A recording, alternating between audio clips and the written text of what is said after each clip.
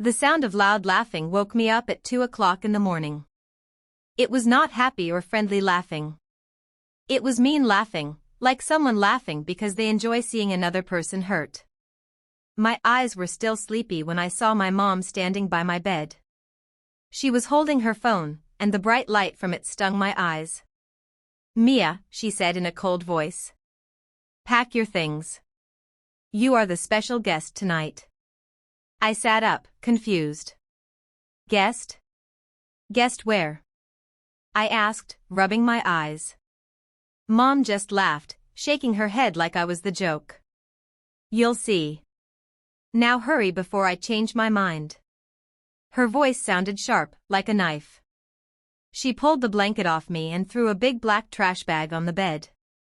"Pack only the things you really need. Don't make this take long." My hands shook as I stuffed some clothes into the bag. Jeans, a hoodie, my work clothes from the diner. My heart felt like it was sinking. I looked around the room, my room, trying to understand what was happening. There was a picture on the wall of our family from when we went to the lake.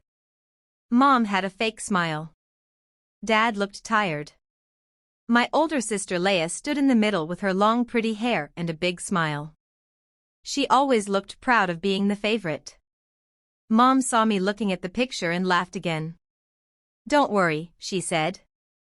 "Those stay here. You don't need memories." After Dad died, something changed in Mom. She gave Leia all of her love, and she gave me all of her anger. I used to think she was sad because Dad was gone. But now, standing there with my whole life shoved into a trash bag, I understood something painful. It wasn't sadness. It was a choice.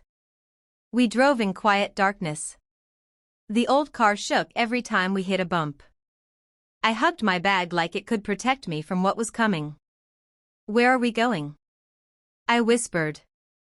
Mom kept tapping on the steering wheel to a song only she could hear. "You always say you want to live on your own," she said with a smirk. "Well, tonight I'm giving you what you want." The car stopped in front of a building with broken paint and buzzing lights. There was a small sign that said, "City Haven Women's Shelter." My heart dropped. "Mom, no," I whispered. "You can't leave me here."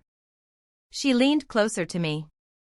Her perfume smelled sweet, but her eyes were full of hate. "You have yourself. That's all you deserve." Then she unlocked the door and said 2 words. "Get out." I stepped out into the freezing night. My feet felt like ice. My breath shook in the air. Mom rolled down the window and smiled like she won a game. "And Mia, don't come crying home. Leia needs her sleep." Then she drove away, laughing. That laugh echoed in my ears as the car disappeared into the darkness. I stood there cold, alone, unwanted. But I did not cry. I had cried too many times already in that house. The shelter door opened and a tired-looking woman peeked out. "You okay, sweetheart?" she asked. My voice didn't work. I just nodded. "Come inside," she said softly. "You're safe now."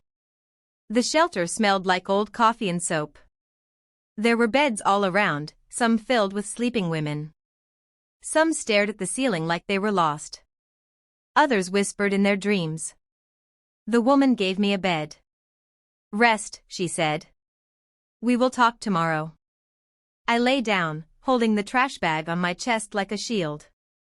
My heart hurt, but I kept saying in my head, "She left me here to hurt me, but maybe this is the start of something else." I didn't know then, but I was right. In 1 week, I found work washing dishes at a diner. The manager, Carla, didn't judge me. She just said, "Clock in at 6. Do your best." That small kindness made me want to cry. No yelling. No insults. Just trust. Every night, I returned to the shelter tired but safe. I didn't hear Mom's voice anymore.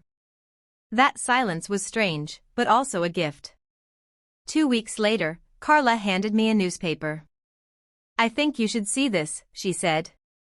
There, on the front page, was a picture of my mother and Leia at a fancy charity party. They were smiling as they accepted an award for giving money to women's shelters.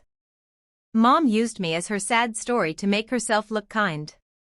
She didn't care about me. She cared about people clapping for her. That day, tears finally came. But only for a minute. Then my tears became plans.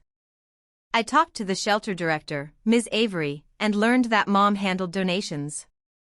I checked files at a public office and found proof Mom had stolen money from the shelters. I copied every paper. Then I volunteered as a server at the next charity event. I wore a plain uniform, hair tied back. Mom didn't recognize me at first.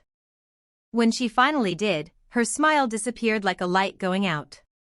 I slipped an envelope of proof onto the donor table. The next morning. Local family under investigation for stealing charity money. I didn't smile. Not yet. Mom called me. "You ruined us," she screamed. "No," I said softly. "You ruined yourself." Then I hung up. It felt like breathing for the first time. Spring came. I saved enough money to move into a tiny room above a bookstore. The wallpaper peeled, but I didn't care. I had my own key. My own light switch. Every street sound outside felt like freedom. I helped women at the shelter find homes and jobs. They listened to me because I understood. I had been them. One young mother came in crying because she had nowhere to go. I told her gently, "You will be okay. I promise." She believed me. Maybe because I believed it too. One rainy day, the diner door opened. I smelled the perfume before I saw her, Mom. She looked smaller. Weaker. Leia stood beside her, scared. "Mia," Mom said, forcing a smile. "You look well." I put down the coffee pot. "What do you want?" Mom swallowed hard.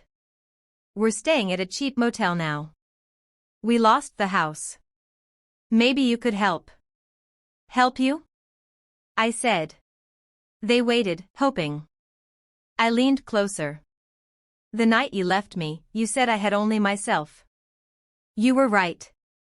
I poured them 2 cups of coffee. "It's free. And it's the last thing you'll ever get from me." They left, shivering in the rain.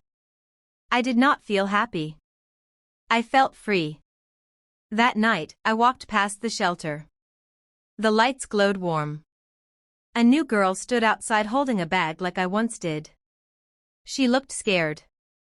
I walked over and opened the door. "You're safe here," I told her. Her shoulders relaxed.